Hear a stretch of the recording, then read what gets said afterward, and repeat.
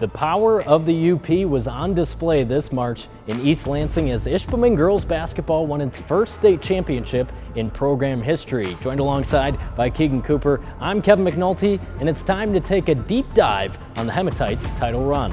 And we'll tell you about some of the extraordinary people who made it all possible. This is UP Power. Hematites bring home the hardware.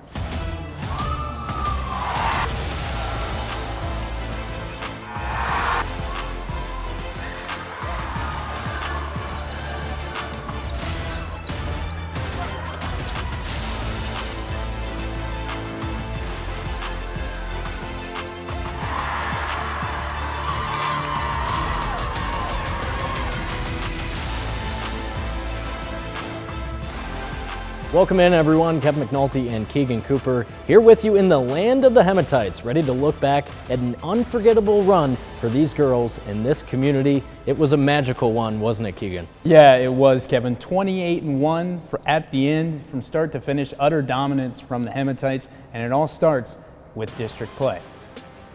And as we look back on the playoff run, it all started in the district semifinal as Ishpeming had earned a bye in the first round. The Hematites took care of Lawns with a 75-44 win, which led them to the district final against the Baraga Vikings, a team that had made it all the way to East Lansing just last year. And the Hematites got the job done at Baraga's place, victorious 63-31 to claim the district title. Then it was on to regionals. The regional semifinal, another dominant win, thanks in part to the tough Ishpeming press. We saw the Hematites shooting layup after layup on their way to a 79-46 victory over Kearney NATO. Then in the regional final, well, it was the same story against a feisty Ewan Trout Creek team. No match for the Hematites' length and experience. They raised the regional trophy after a 28-point win. Next, the state quarterfinal and probably their biggest test yet, battling for a trip downstate with a historically strong St. Ignace program. Ishpeming did not wane and left Gladstone with a 65-45 win on its way to East Lansing, the program's first state semifinal appearance in 50 years. And then it was on to the Breslin Center. The Fowler Eagles were next to learn about the Ishpeming press, and the Hematites put it on them with a 35-point win. Just one more to go for all the glory. And it was the earliest game that the Hematites had played all season, a 10 a.m. tip against the Kingston Cardinals in the final. Ishpeming fell into an early 11-point deficit, its largest all season, but the Hematites turned the tide in the second half on the wings of Janessa Eagles, 27 points, claiming their first state title in program history, 73-54, finishing the season 28-1.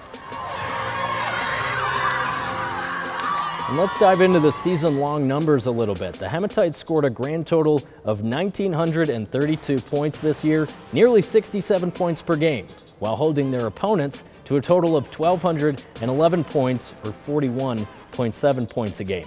That's an average margin of victory, a tick under 25 points per game over the course of Ishpeming's transcendent and historic season. While his players executed between the lines, head coach Ryan Riegel captained the ship that led the Hematites all the way to the promised land. And he said his coaching journey is a rewarding one. To understand how Ishpeming hoisted its first ever state title trophy, we have to begin where head coach Ryan Riegel began, right here in Ishpeming Township, starring for the Hematites' rival school at Westwood. You know, I was very fortunate in the area that we grew up in because it had a rich basketball tradition. Following his playing days for the Patriots, Rico played college basketball at Northern Michigan, and the players he played with there still impact his philosophy today. Well, I was externally motivated by watching the players in front of me. You know, Jason Marcotte, Heath Ellison, Dan Waterman, used to coach for Nagani. You know, these great players kind of taught me things the way to go. Forced me to be better in other areas that, you know, you don't typically try to get into. Rico also learned a lot under longtime Westwood head coach Irv Dieterle, a UP basketball great who would also bring Rico in as an assistant until he assumed the role of head coach in 2011. But this stop on his journey wouldn't be a long one, only spending 3 years as the Patriots' head man. The blessing to go back to your alma mater, but when you go back to your alma mater, you're sometimes looked at as the kid player. You're not as expected to be the adult, the respected coach. So that was a struggle for me as a young coach. And I was also still coaching like I played. A little too much fire on the sidelines, stuff that you take in as you get older. You start to navigate and try to find out what works. Rico's short-lived time back at Westwood would turn out to be a blessing in disguise, because after leaving his alma mater, he'd be hired as the Ishpeming girls coach just 1 year later. Fortunate for me, coming to Ishpeming, they embraced my kind of chaos of the way I do things, the passion I do it with. Coach, we move forward now, 9 years here at Ishpeming. You guys are Division IV state champions. Was that a thought in your mind 9 years ago when you first took the job at Ishpeming that, hey, we're gonna raise the first state title for girls basketball? That's been my thought since I got into coaching. I knew that as a young coach that I was going to try to do whatever it took to win. And if you fall short, it's fine. But I knew I was going to sleep well at night knowing that I opened the gym enough, I pushed these kids enough. Sometimes the players might miss some shots, sometimes the coach might call a bad play. But I knew that this was kind of a destiny, and I was going to do it long enough to make it happen. The wave that you and Ishpeming and this team has created for girls basketball in the Upper Peninsula, really the next standard. What does that mean to you to know that, hey, now all these other teams in the UP are, what is Ishpeming doing? How can we learn from them so that we can improve our programs as well? I think it comes down to giving all the kids an opportunity. Most of these teams, when you have 8, 9, 10 girls, finding ways to get everyone in the game is important. But you gotta have 10 girls, 8 girls, 5 girls, or whatever that are willing to get in the gym. Over the past 9 years, his commitment as a coach has grown into devotion to his girls in the gym and devotion to his girls at home. Rico is now a father of 3 girls, and this season they were along for the entire ride with the Hematites. Having my kids there, having my daughters hug me after a state championship was important. They've sacrificed more than probably most kids will ever have to, seeing their dad. When it comes to the dedication that comes to being a varsity coach. A dream 13 years in the making, now finally reached. Rico's Hematites are state champions forever. We had a goal. It's special.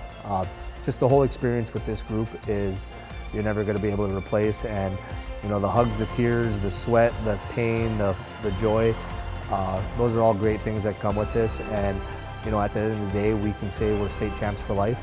And I'm pretty proud to be part of it, and it's a pretty unique experience. And having my kids there and having this team there is, it's a lifetime of memories that no one's ever going to be able to take from us.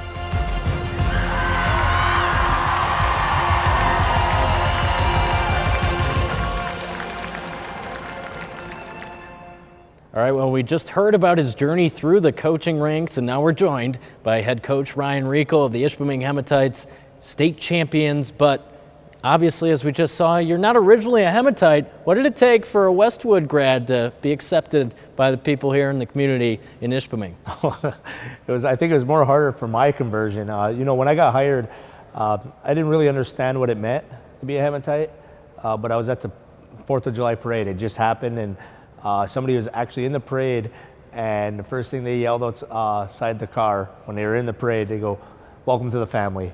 That was a pretty important piece because I didn't really understood. And then once I've been through it and been part of it, it is a family, and that's been a special part of it. And now I always tell everyone who comes to the district, we get kids that move in, and even if they don't play sports or not, I always have extra T-shirts and I always tell them welcome to the family, because that's what this district's always been about. It's bigger than just the brand itself, the sports, the academics. It is a family, and we live with each other for the rest of our lives, and we take care of each other when we're down, and we embrace the joys that they do get when they succeed. And then, Coach, speaking of family, you had some special girls with you along this past season for this championship run, your daughters. What was that like to have them there every step of the way, bonding with the team, and then them get to stand at the Breslin and watch their dad win a state championship? Oh, that's a lifelong core memory that I don't think anyone will ever be able to take from me. Watching the girls was very special, but also watching the relationships they had with the players on the team. That's what makes it most important. My girls got the best role models ever. I mean, my youngest is obsessed with Jenna. I have their names Jenna or my kids' names tattooed on my wrist, and Nora wants me to get number 1. And then my middle child loves Lily Nelson, so I think I got to get number 12 tattooed next to Aria's name, just because those bonds are a lifetime, and you know what they did for my kids is exponential, and you can't measure it. They got the greatest role models, and they're going to probably be great humans because of the role models they had. But they also saw what hard work, grit, determination can do for a kid. And at the end of the day, I'm a blessed man because I got to coach a state championship team, and then I got to help kids, my own humans, potentially become state champs in life, and that's because of this team. All right, Ryan, thanks so much for making the time, and congratulations again. We'll be back with more after the break. This is UP Power Hematites. Bring home the hardware.